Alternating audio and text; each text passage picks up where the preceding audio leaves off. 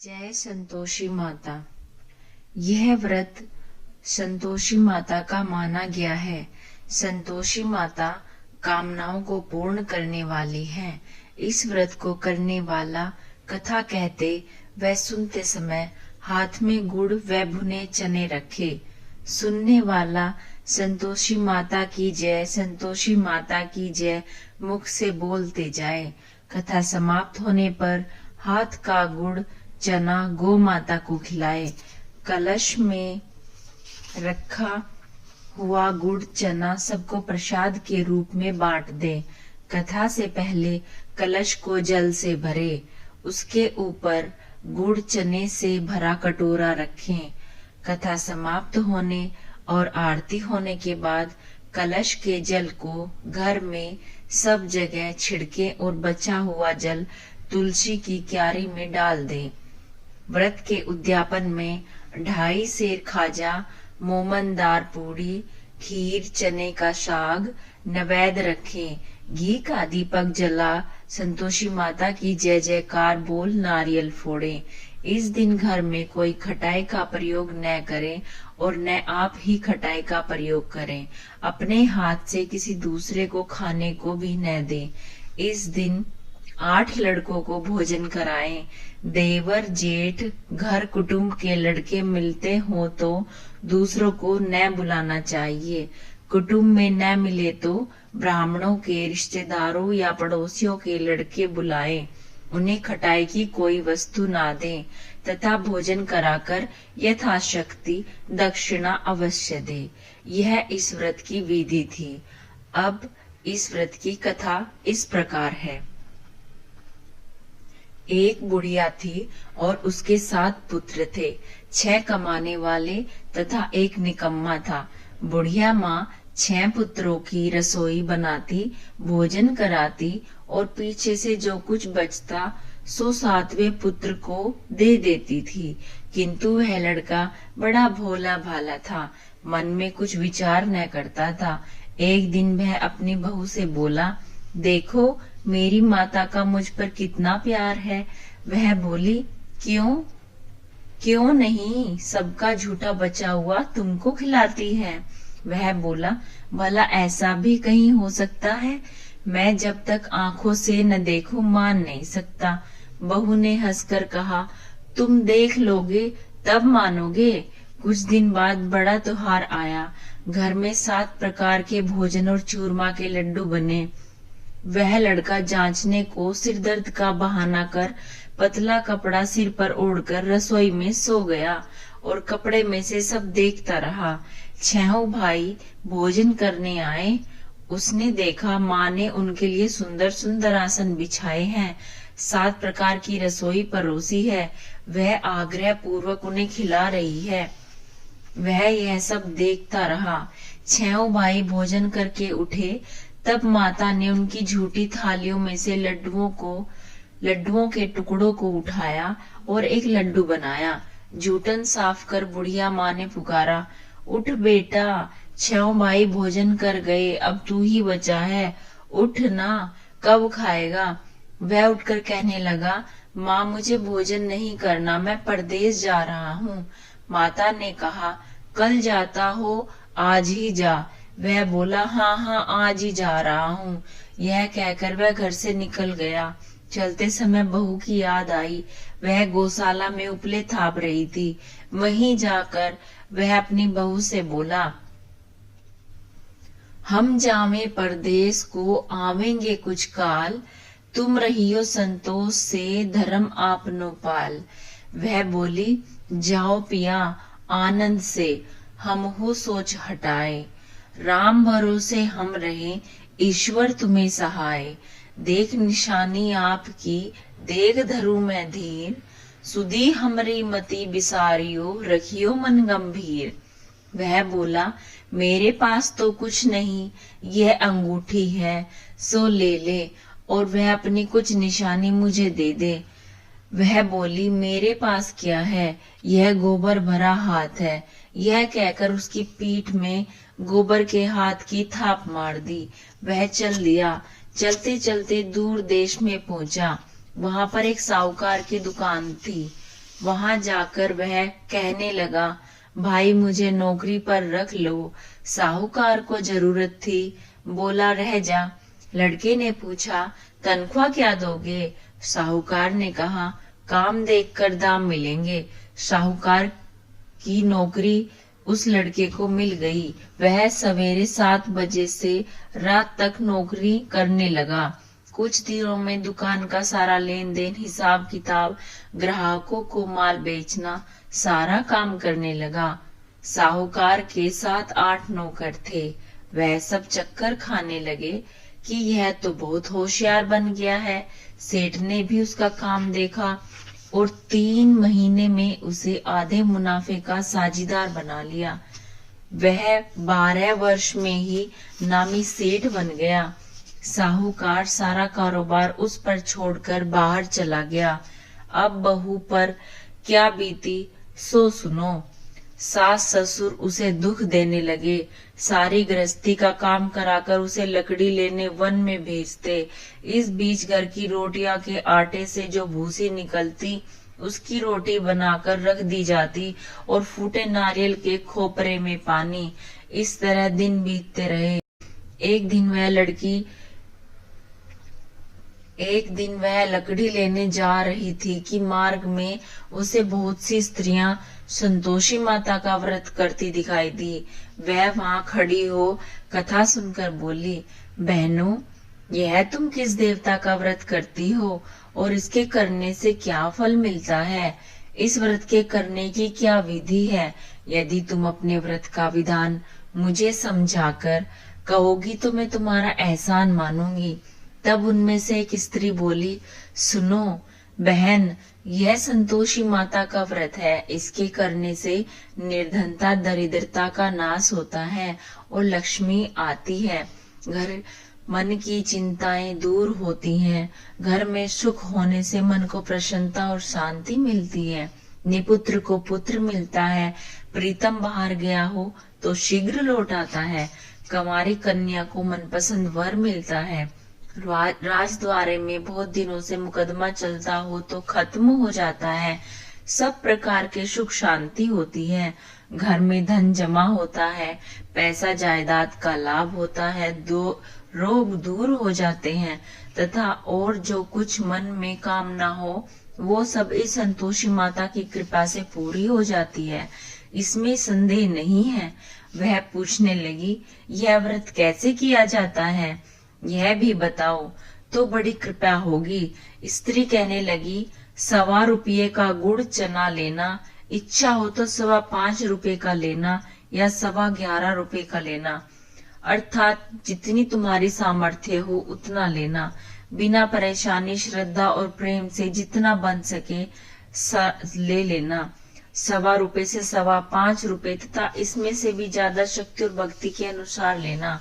हर शुक्रवार को निराहार रहकर संतोषी माता की कथा कहना सुनना।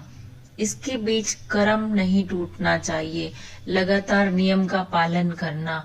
सुनने वाला कोई न मिले तो घी की दीपक जला उसके आगे जल के पात्र रखकर कथा कहना, किंतु नियम नहीं तोड़ना जब तक कार्य सिद्ध ना हो। नियम पालन करना और कार्य सिद्ध हो जाने पर ही व्रत का उद्यापन करना। 3 मास में माता फल पूरा करती है। यदि किसी के खोटे ग्रह हो तो भी माता 1 वर्ष में अवश्य कार्य को सिद्ध करती है। कार्य सिद्ध होने पर ही उद्यापन करना चाहिए, बीच में नहीं। उद्यापन में 2.5 सेर आटे का खाजा तथा इसी परिमाण से खीर तथा चने का साग करना।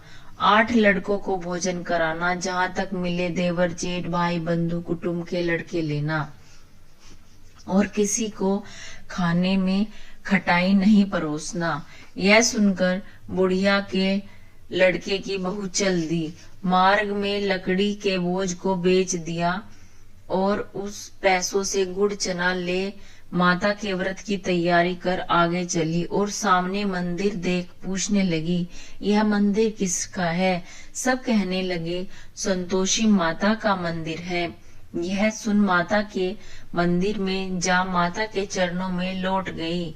दीन विनती करने लगी, माँ, मैं निपट मूर्ख हूँ, व्रत के नियम कुछ नहीं जानती, मैं बहुत दुखी हूँ। हे माते, हे जगजननी, मेरा दुख दूर कर, मैं तेरी शरण में हूँ, मुझ पर दया करो। माता को उस बुढ़िया की बहू पर दया आ गई। एक शुक्रवार बीता कि दूसरे शुक्रवार को ही इसके पति का पत्र आया और तीसरे को उसका भेजा हुआ पैसा भी आ पहुंचा। यह देख जेठानी मुंह सिकोड़ने लगी। इतने दिनों में पैसा आया, इसमें क्या बड़ाई है। लड़के ताने देने लगे। काकी के पास अब पत्र आने लगे, रुपया आने लगा, अब तो काकी की खातिर बढ़ेगी। अब तो काकी को बुलाने से भी नहीं, अब तो काकी बुलाने से भी नहीं बोलेगी। बेचारी बहू सरलता से कहती, भैया पत्र आवे रुपया आवे तो हम सबके लिए अच्छा है। ऐसा कहकर उसकी आंखों में आंसू भर आए। संतोषी माता के मंदिर में आ मातेश्वरी के चरणों में गिरकर वह बहू रोने लगी।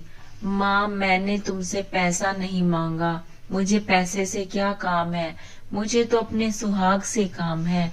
मैं तो अपने स्वामी के दर्शन और सेवा मांगती हूँ।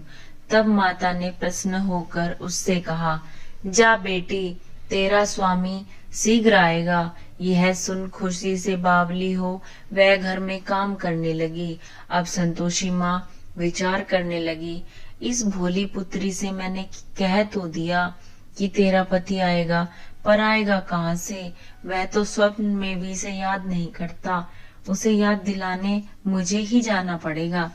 इस तरह माता बुढ़िया के बेटे के पास जा स्वप्न में प्रकट हो कहने लगी, साहूकार के बेटे, सोता है जा या जागता है। वह बोला, माता, सोता भी नहीं और जागता भी नहीं, बीच में हूँ, कहो क्या आज्ञा है। माँ कहने लगी, तेरा घर बार कुछ है या नहीं। वह बोला, मेरा सब कुछ है माता, माँ बाप भाई बहन बहू, क्या कमी है मेरे पास। माँ बोली, भोले पुत्र, तेरी स्त्री घोर कष्ट उठा रही है, माँ बाप उसे दुख दे रहे हैं, वह तेरे लिए तरस रही है, तू उसकी सुधि ले। वह बोला, हाँ माता, यह तो मुझे मालूम है, किंतु मैं जाऊं तो जाऊं कैसे। परदेश की बात है, लेन देन का कोई हिसाब नहीं, कोई जाने का मार्ग दिखलाई नहीं पड़ता, कैसे चला जाऊं।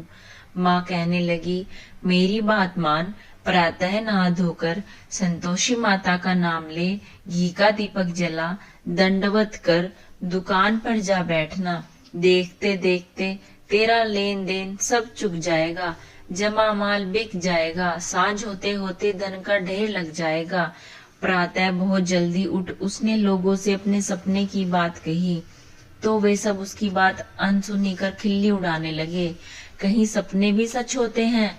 एक बूढ़ा बोला, देख भाई, मेरी बात मान, इस प्रकार की झूठ साँच की बात के बदले देवता ने जैसा कहा है वैसा ही करने में तेरा क्या जाता है। वह बूढ़े आदमी की बात मानकर स्नान कर संतोषी माता को दंडवत कर घी का दीपक जला दुकान पर जा बैठा। थोड़ी देर में वह क्या देखता है कि देने वाले रुपया लाए, लेने वाले हिसाब लेने लगे। कोठे में भरे सामान के खरीदार नगद दाम में सौदा करने लगे। शाम तक धन का ढेर लग गया। माता का चमत्कार देख प्रसन्न हो मन में माता का नाम ले घर ले जाने के निमित्त गहना कपड़ा खरीदने लगा और वहां के काम से निपटकर घर को रवाना हुआ। वहां बेचारी बहू वन में लकड़ी लेने जाती है, लौटते वक्त माँ के मंदिर पर विश्राम करती है। वह तो उसका रोजाना रुकने का स्थान था। दूर से धूल उड़ती देख वह माता से पूछती है, हे माता, यह धूल कैसे उड़ रही है। माँ कहती है, हे पुत्री, तेरा पति आ रहा है, अब तू ऐसा कर, लकड़ियों के 3 बोझ बना ले, एक नदी किनारे रख, दूसरा मेरे मंदिर पर और तीसरा अपने सिर पर रख। तेरे पति को लकड़ी का गट्ठा देखकर मोह पैदा होगा, वह यहाँ रुकेगा, नाश्ता पानी बना खाकर माँ से मिलने जाएगा। तब तू लकड़ियों का बोझ उठाकर घर जाना और बीच चौक में गड्ढा डालकर 3 आवाजें जोर से लगाना। लो सासू जी लकड़ियों का गट्ठा, लो भूसी की रोटी दो और नारियल के खोपड़े में पानी दो, आज कौन मेहमान आया है। माँ की बात सुन बहू बहुत अच्छा माता कहकर प्रसन्न हो लकड़ियों के 3 गट्ठे ले आई। एक नदी पर एक माता के मंदिर पर रखा। इतने में ही मुसाफिर आ पहुंचा। सूखी लकड़ी देख उसकी इच्छा हुई कि अब यही विश्राम करे और भोजन बना खाकर गांव जाए। इस प्रकार भोजन बना विश्राम कर वह गांव को गया। सबसे प्रेम से मिला। उसी समय बहू सिर पर लकड़ी का गट्ठा ले आती है। लकड़ी का भारी बोझ आंगन में डाल जोर से 3 आवाजें देती है। लो सासू जी लकड़ी का गट्ठा लो, भूसे की रोटी दो, नारियल के खोपरे में पानी दो, आज कौन मेहमान आया है। यह सुनकर सास बाहर आ अपने दिए हुए कष्टों को भुलाते हुए कहती है, बहू ऐसा क्यों कहती है, तेरा मालिक ही तो आया है। आ बैठ, मीठा भात खा, भोजन कर, कपड़े गहने पहन। इतने में आवाज सुन उसका स्वामी बाहर आता है और अंगूठी देख व्याकुल हो माता से पूछता है, माँ यह कौन है। माँ कहती है, बेटा यह तेरी बहू है। आज 12 वर्ष हो गए हैं। तू जब से गया है तब से सारे गांव में जानवर की तरह भटकती फिरती है। काम काज घर का कुछ करती नहीं, 4 समय आकर खा जाती है। अब तुझे देखकर भूसी की रोटी और नारियल के खोपरे से पानी मांगती है। वह लज्जित हो बोला, ठीक है माँ, मैंने इसे भी देखा है और तुम्हें भी देखा है। अब मुझे दूसरे घर की ताली दो, उसमें जाकर रहूंगा। तब माँ बोली, ठीक है बेटा, जैसी तेरी मर्जी, कहकर ताली का गुच्छा पटक दिया। उसने ताली से दूसरे कमरे में जो तीसरी मंजिल के ऊपर था खोलकर सारा सामान जमाया। एक दिन में ही वहां राजा के महल जैसा ठाट बाट बन गया। अब क्या था, वे दोनों सुखपूर्वक रहने लगे। इतने में अगला शुक्रवार आया। बहू ने अपने पति से कहा कि मुझे माता का उद्यापन करना है। पति बोला, बहुत अच्छा, खुशी से करो। वह तुरंत ही उद्यापन की तैयारी करने लगी। जेठ के लड़कों को भोजन के लिए कहने गई। लड़के जब भोजन के लिए चले तो पीछे जेठानी अपने बच्चों को सिखलाती है, देखो रे, भोजन के समय सब लोग खटाई मांगना, जिससे उसका उद्यापन पूरा न हो। लड़कों ने समझकर सिर हिलाया। फिर वह चाची के यहाँ भोजन करने के लिए चले गए। वहां उन्होंने खूब पेट भरकर खीर खाई, किंतु याद आते ही कहने लगे, हमें कुछ खटाई दो, खीर खाना हमें भाता नहीं, देखकर अरुचि होती है। बहू कहने लगी, खटाई किसी को नहीं दी जाएगी, यह तो संतोषी माता का प्रसाद है। लड़के तुरंत उठ खड़े हुए और बोले, पैसे लाओ। भोली बहू कुछ जानती नहीं थी, सो उसने पैसे दे दिए। लड़के उसी समय जाकर इमली ला खाने लगे। यह देखकर बहू पर संतोषी माता जी ने क्रोध किया। राजा के दूत उसके पति को पकड़ ले गए। जेठ जेठानी मन माने खोटे वचन कहने लगे। लूट लूट कर धन इकट्ठा कर लाया था, सो राजा के दूत पकड़ कर ले गए। अब सब मालूम पड़ जाएगा जब जेल की हवा खाएगा। बहू से यह वचन सहन न हुए। वह रोती रोती माता के मंदिर में गई। हे माता, तुमने यह क्या किया। हंसाकर अब क्यों रुलाने लगी। पहले सुख दिया और अब छीन लिया। माता बोली, पुत्री, तूने उद्यापन करके मेरा व्रत भंग किया है। इतनी जल्दी सब बातें भुला दी। वह रोते हुए कहने लगी, माता, भूली तो कुछ नहीं हूँ, न मैंने कुछ अपराध किया है। मुझे तो लड़कों ने भूल में डाल दिया। मैंने भूल से उन्हें पैसे दे दिए। मुझे क्षमा करो माँ। माँ बोली, ऐसी भी कहीं भूल होती है। वह बोली, माँ मुझे माफ कर दो, मैं फिर तुम्हारा उद्यापन करूंगी। माँ बोली, अब भूल मत करना। वह बोली, अब न होगी माँ। अब बतलाओ वह कैसे आवेंगे। माँ बोली, जा पुत्री, तेरा पति तुझे मार्ग में ही आता मिलेगा। वह घर को चली। सामने से उसे पति आता मिला। उसने पूछा, तुम कहाँ गए थे? तब वह कहने लगा, इतना धन कमाया है, उसका टैक्स राजा ने मांगा था, वह भरने गया था। वह प्रसन्न हो बोली, भला हुआ, अब घर चलो। कुछ दिन बाद फिर शुक्रवार आया। वह बोली, मुझे माता का उद्यापन करना है। पति ने कहा, करो। जब उद्यापन की तैयारी हो गई तो वह जेठ के लड़कों से भोजन को कहने गई। जेठानी ने तो एक दो बातें सुनाई और लड़कों को सिखा दिया कि तुम पहले ही खटाई मांगना। सातवें बेटे की पत्नी ने जैसे ही उसके सामने भोजन परोसा, वह लड़के कहने लगे, हमें खीर खाना नहीं भाता, जी बिगड़ता है, पहले कुछ खटाई खाने को दो। वह बोली, खटाई खाने को नहीं मिलेगी, भोजन करना है तो करो, नहीं तो जाओ।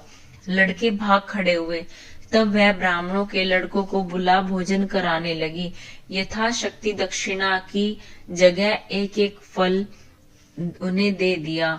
इससे संतोषी माता प्रसन्न हुई। माता की कृपा होते ही 9वें मास उसको चंद्रमा के समान सुंदर पुत्र प्राप्त हुआ। पुत्र को लेकर वह प्रतिदिन माता जी के मंदिर में जाने लगी। माँ ने सोचा कि यह रोज आती है, आज क्यों न मैं ही इसके घर चलूं, इसका आसरा देखूं तो सही। यह विचार कर माँ ने भयानक रूप बना लिया। गुड़ और चने से सना मुख, ऊपर सूंड के समान होठ, उस पर मक्खियां भिन भिना रही थी। दहलीज में पांव रखते ही उसकी सास चिल्लाई, देखो रे, कोई चुड़ैल डाकिन भीतर आ रही है, लड़कों इसे भगाओ नहीं तो किसी को खा जाएगी।